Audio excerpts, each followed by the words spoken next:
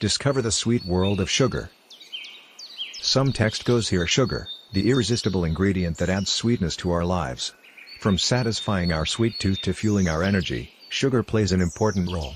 But did you know that there is more to this tasty substance than meets the eye? Some text goes here. Not all plants are intended for human consumption, but almost all plants produce sugar, especially those with vibrant green leaves. Sugar, scientifically known as sucrose, is composed of two simple sugars, glucose and fructose. Glucose, a byproduct of photosynthesis, is produced naturally as plants convert sunlight into energy. Plants generate glucose in their leaves and transport it to their roots, storing the energy they need for growth. Plants store sugar in different ways. Some convert it into starch, like potatoes, while others, like apple and orange trees, store sugar in their fruits.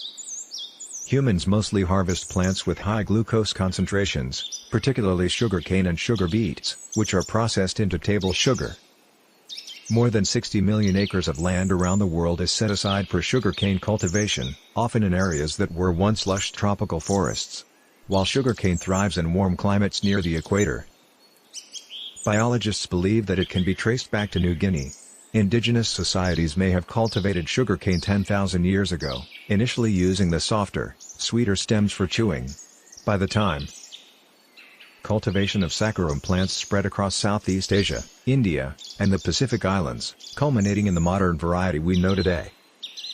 By the 15th century, sugarcane had reached the Americas, becoming an established crop. At present, Brazil holds the title of the largest exporter of sugarcane in the world. Sugar production is not limited to sugarcane.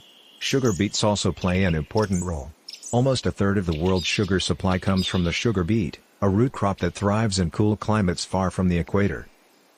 In the United States, more than half of the sugar supply comes from sugar beets grown in northern and western states such as Michigan, Minnesota, and Montana.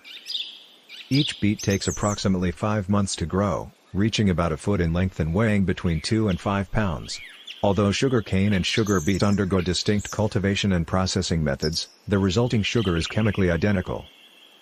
However, chefs note that saccharin may behave differently when cooked and can produce different colors when caramelized or used to make syrups. Once grand celebrations of innovation, World's Fairs have left a lasting impact on our sugary delights. At the 1904 World's Fair in St. Louis, attendees were introduced to fairy floss, now known as cotton candy, which was thin-spun sugar candy. The candy was an instant hit, with creators William J. Morrison and John C. Wharton selling more than 65,000 boxes at 25 cents each, half the price of fair admission.